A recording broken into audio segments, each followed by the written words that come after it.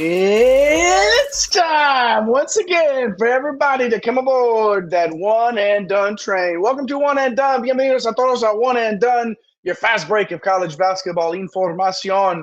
Hope you had a good gobble gobble day wherever you may be. But of course, it was college basketball heavy. It was a college basketball heavy week, along with heavy. Everybody's a little heavier. I was trying to make a Thanksgiving food joke there, and anyways, welcome to One and Done. My name is Jay Heinrich. If you don't know now, you know I'm the conductor of the aforementioned One and Done train. At Dr. William Cannon on X. Follow the show at One and Done CBB. Do yourself a favor and follow this man first. Around here, he's known as El Capitan himself, the captain of the One and Done ship at MC Holland 34 on X. The OG Money Mike, Mr. Mike Holland. Mike, hope you had a good Thanksgiving. Good to be back in the saddle with you. What it do? What it do, man? Yeah, I had a very nice Thanksgiving. We didn't do much content over the week. It was nice to get some family time in and just kind of relax, watch some college hoops because we had the Players Era Festival, all the tournaments going on, all the MTEs. So that was pretty cool to just kind of watch those. Hit some monies over there, a comma, as you would say, Mr. Heinrich. Comma chaser himself. DraftKings. After a Friday that I was pretty down because I had my last player not play, but then rallied on Saturday to get a second place and then got a first place $1,000. So that was nice, man. So yeah, it was a great week for DFS. So hopefully that's DFS content coming up pretty soon this week. I think we got a busy week ahead of us, and we're at 1,685 subs, man. So these live reaction shows we've been doing have been getting a lot of I've been getting a lot of run here, man. So we appreciate everybody following. Yeah, they have, and you notice has been getting some run. The fact that we are now broadcasting, simulcasting games, select games that are on the Mountain West channel. And guess what, breadheads, hoop heads, One and Done universe.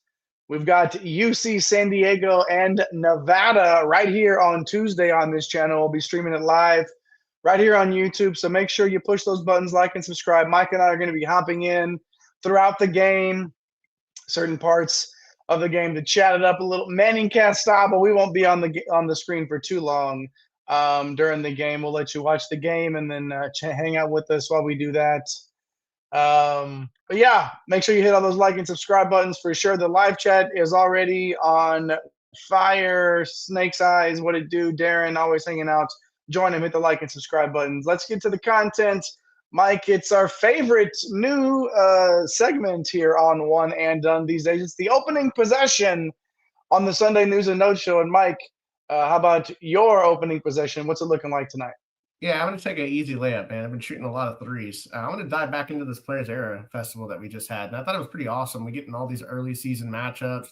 The format is still pretty weird. I think I want to see something like rotating host cities. I think that'd be kind of cool. They have it out in Vegas. It's reported that they're expanding to 32 teams next season, which sounds like a scheduling nightmare. I don't know how all that's going to work. I'm sure they'll figure it out. But how about Michigan, Jay? 40-point win over San Diego State, 30-point win over Auburn, and then a ridiculous 40-point win over Gonzaga to win the tournament. So truly impressive stuff out of Michigan. I think you're going to see them take a big jump in our power rankings later in the show. And then we have the old Florida woes out in a different tournament, an ugly loss to a TCU team that all of a sudden is surging. This Xavier Lee, Boogie Flan experiment, it hasn't been pretty. I still don't love this three big lineup starting with Condon Houck and Chinye Lu. I complained about Michigan doing it, and they finally got out of it with their three bigs, finally bringing one of them off the bench, and now they look unbeatable, just beating the crap out of everybody. So for Florida, man, I think we need to see Clapjar in the starting lineup with Bland. And then I like this Isaiah Brown kid. I think they need to go back to this three-guard look that they won a national title off of. Bring, like, Lee off the bench, man. They're shooting 28% from three. Some of it has to do with spacing and not playing the three-guard lineup. So we'll see if Todd Golden makes any changes, man. It just seems weird to win a national title one way and then to go a completely opposite direction the next way. Jay, what are you thinking here, Jay, for your opening possession, man? I think a lot of coaches using these tournaments now to try some things out, and I think we will see some changes there for Florida. For me, though, my opening possession, I'm shooting the three ball. I'm shooting from deep because that's what I do. For the first point here, A-10 after their best start since 2015, up to seventh in KenPom's strength of conference, closing in on the aforementioned Mountain West for 6th overall. 6 teams currently inside KenPom's top 100. That includes VCU, St. Louis, George Mason, George Washington, Dayton, and Rhode Island. This is the type of non-conference start that could easily get them back to 2 bids after only 1 bid last year and in 2023. So an awesome start for a historic conference. Number 2 here on my 3-ball, USC winning the Maui Invitational. Hey, remember back when Maui used to be the place to be? It was. Yeah. It was. But Players Era sort of taken center stage, and deservedly so. But still, the Trojans racked up solid wins over Boise State, Seton Hall, and Napes, Arizona State Sun Devils. We know Musselman is going to be a true positionless style, sort of, he just does what he does, get the athletes in, get the ballers in. It's worked so far. Rodney Rice has done a good job being the main facilitator, but in that second game of the tournament, he went out with an injury. So in steps Jordan Marsh, filled in admirably, but they're going to need Rice when they face that top 40, top 50 type competition. But regardless, a really nice start, 7-0 for the old Bus. And Mike, you mentioned them earlier, TCU. We sort of left them for dead after losing the opener to what now it is a solid New Orleans program, but they played Michigan to 4 points, which we kind of scratched our heads at that one at the time for Michigan too. It's like, well, you let this team sort of stick around. Well, Yeah. they're a good team, man. Like Jamie Dixon, we know he's a good coach, and he's got them playing well right now. They went up to San Diego and beat Wisconsin and Florida to win the Rady Children's Invitational. Brock Harding was the MVP of that whole shebang-a-bang. And now all of a sudden we have to pay attention to the Horned Frogs again, Mike. Jamie Dixon, of course, a great coach. And, sometimes those early season games, they don't tell the whole story. It's easy to look at it and say, hey, I don't think we were the only people that wrote off TCU, to be honest. No, we weren't. That's neither here nor there. I see Cam hopping in the live chat representing One and Done. You and Forklift Jeremy in the top 15 of the $1 today. Shout out Forklift Jeremy. Shout out to you, Cam, the godfather of Iowa bowling. Shout out to everybody for hopping in that live chat. Explain how Iowa State went undefeated in the Players Era tournament.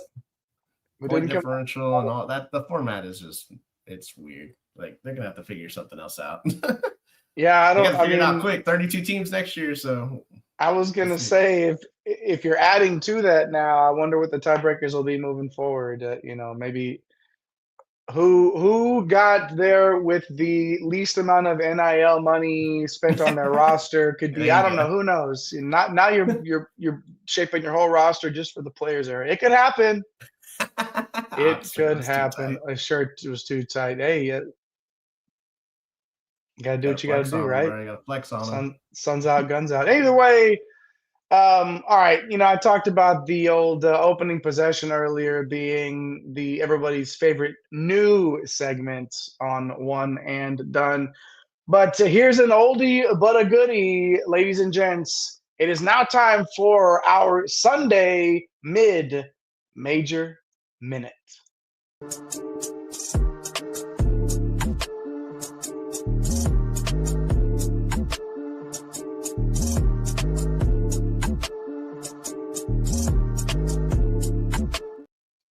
All right, on this week's edition of the Mid-Major Minute, we're going to dive into the CAA, the Big Sky, and the NEC.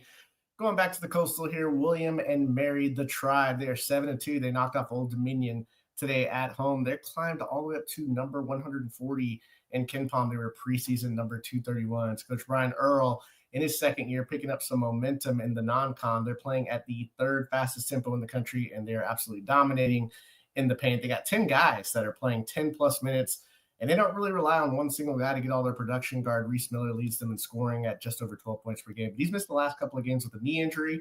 Look, they won 11 CAA games last year, and they are definitely a team to pay attention to there in that conference. The next one here is going to be the Northern Colorado Bears. They are 7-1. They are in the Big Sky, and they haven't played the toughest schedule. They have 3 non-D1 wins, but Coach Stephen Smiley has the Bears looking solid. They did notch overtime wins over Pepperdine and Portland. Their only loss was to a very solid program in St. Thomas. They have 3 key players that are back: Quinn Dinker, Brock Wisney, and Zach Blocker, all averaging 14-plus points. Look, these guys have won 27 Big Sky games over the last 2 years. They are definitely in prime position to win 11 to 13 games this year. And the final one is the NEC, the Northeast Conference, the Central Connecticut Blue Devils, 5-2. Very good start to the year for Coach Patrick Seller's squad. They have wins over Power 5 competition, not just 1, but 2. Boston College and Rutgers, which rarely happens for this conference. So 2 Tier B wins on Ken Palm for Central Connecticut. Look, they also knocked off former NEC member Sacred Heart in overtime this week. And a big part of their non-con success is attributed to the massive jump that this sophomore here, Darren Smith, who's a forward, he's averaging 20 points per game. So if we can keep that up, he's definitely looking like a player of the year candidate when they start conference play. They're taking care of the basketball. They're defending at a high level. They won the NEC regular season title last year, and it looks like they'll be the favorites along with LIU. So there is today's Mid-Major Minute.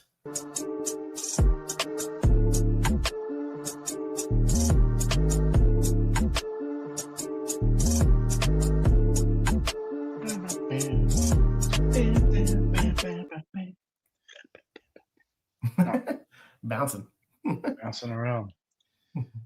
Love me some mid-major minute stuff. I'm going to be honest with you. I think that the Venn diagram of college basketball programs, talking Players Era and Central Connecticut in the same show, it is not a very large crossover there. Yeah, exactly. But shout out to you, Mike. I always love the mid-major minute. Shout out to everybody for hanging around with us here on a Sunday. If you're watching live, if you're watching later, that's cool too. Hit that subscribe button. Make sure you leave us a comment. Let us know that you're hanging out with us, that you're watching, that you're doing your thing. Maybe you're eating your Cheerios or whatever insert brand here of cereal in the morning and drinking some Lucky coffee. Charms. Oh, okay. All right. Yeah. I'm a Lucky Charms man myself. Okay, we got a box of Frosted Flakes up over here, actually. Can't go wrong there. Let's get to the top 25, our power rankings.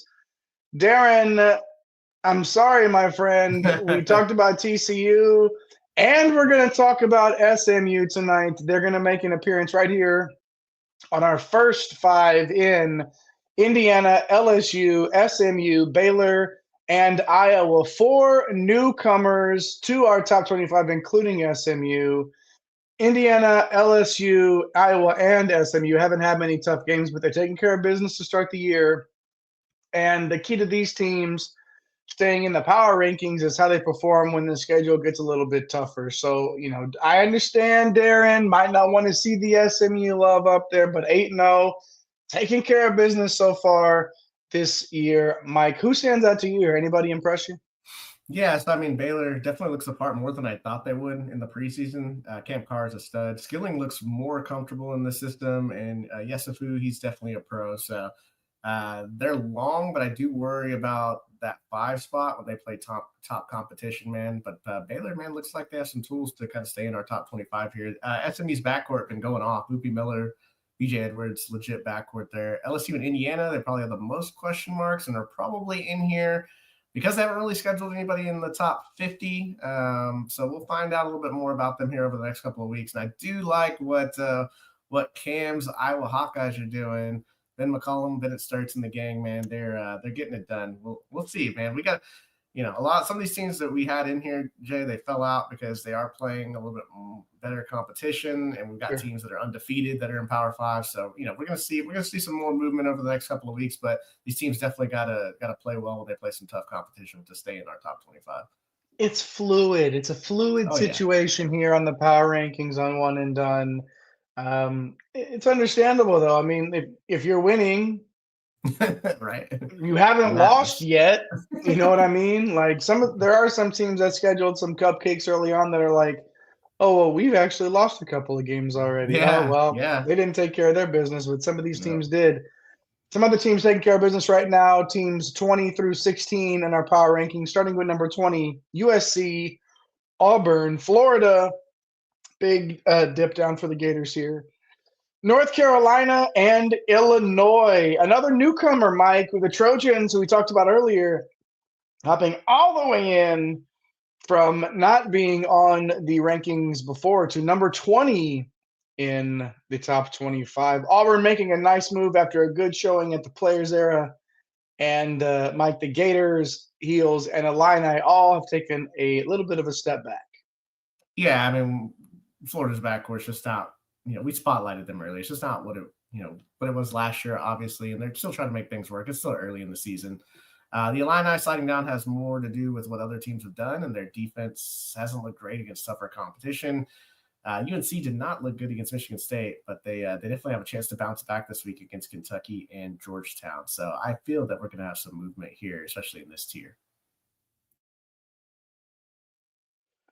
The bottom half of these rankings are sort of just, we know who the best The old teams seesaw. in the country are. Yeah, Oh, but yeah. we know who the best teams in the country are. There hasn't been a ton of change at the tippy top of these rankings, and we'll get there. But before we do, we're 10 in, obviously. So make sure you hit the like and subscribe buttons if you haven't, or if you made it this far, hit the button. Come on, you know the deal. We're trying to get to 1,700 here before December. Nape, you know what? He put it out there. He said we were going to get to 1,700 before December, and we almost did it. 1,685 subs on our way into the final month of 2025. If you haven't hit the button, do us a favor and hit that.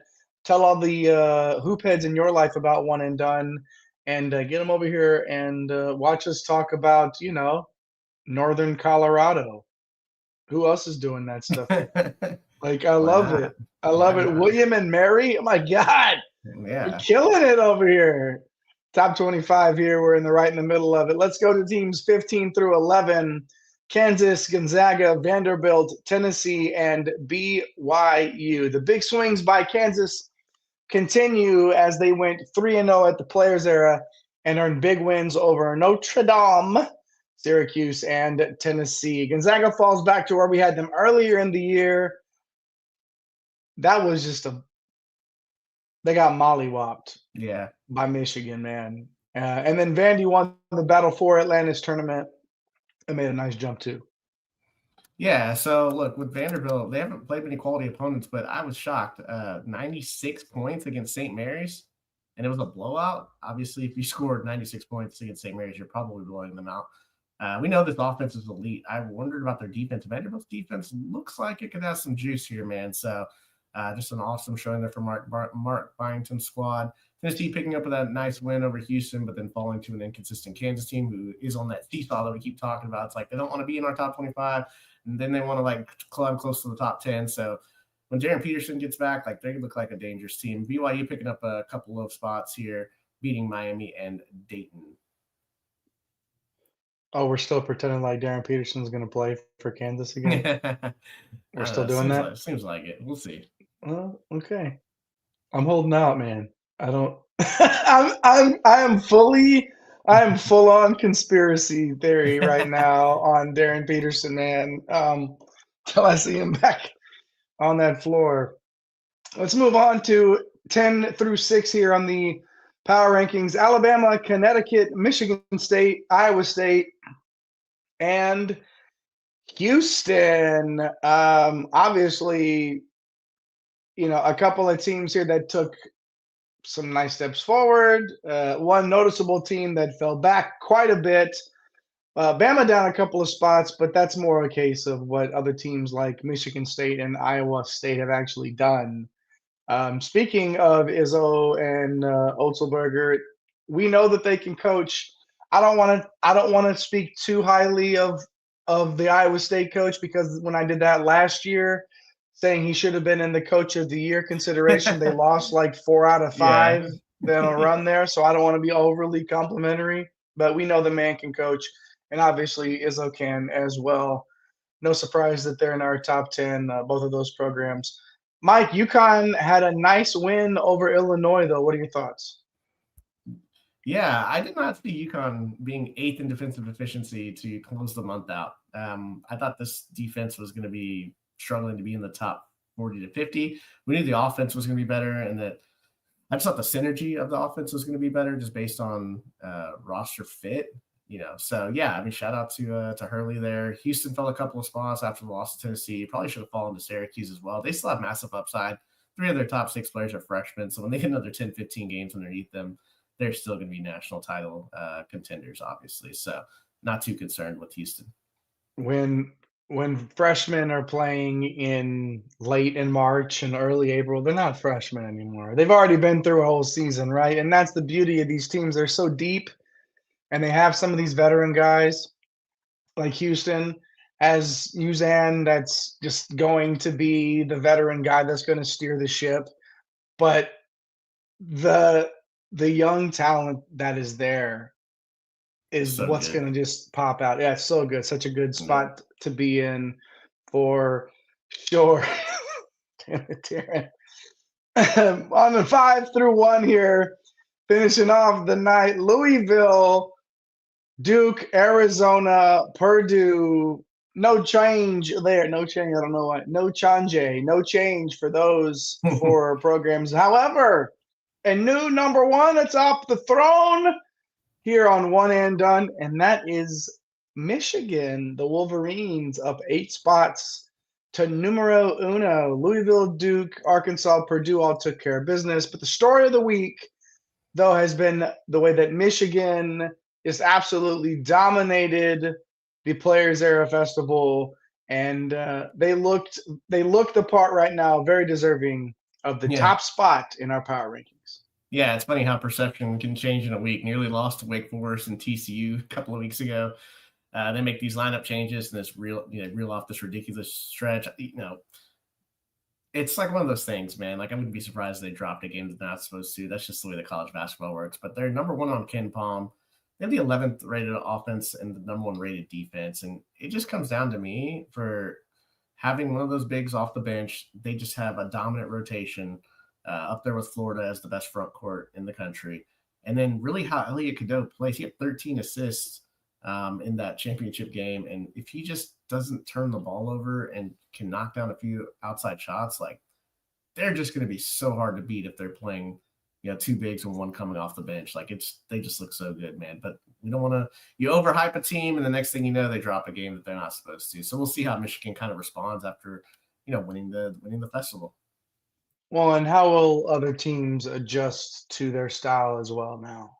Like seeing, okay, this is who we are.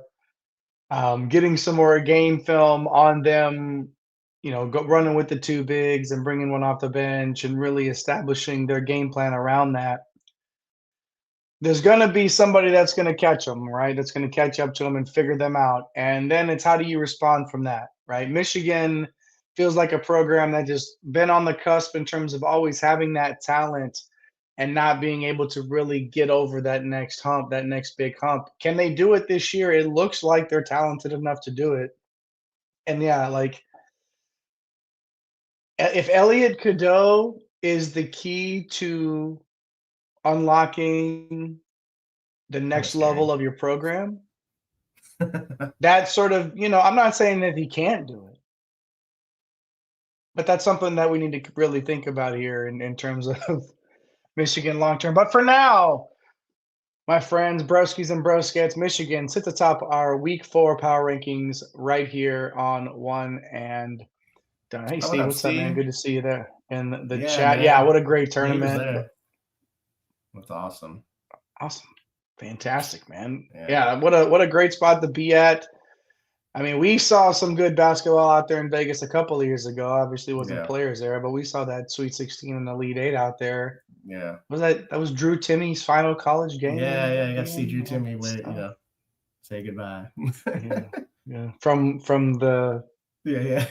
nosebleed. We weren't that far. We were We went that that far. I mean, use my binoculars to see the. No, it was good. We were good. We were there. We were in the building, and Steve was in the building there this week. And we're gonna get up to some more games. But until then, this is what we're doing here on One and Done. Like I said on Tuesday, ladies and gents, we're streaming UC San Diego traveling to Nevada on Tuesday. Simulcast right here on One and Done, right here on the YouTube channel.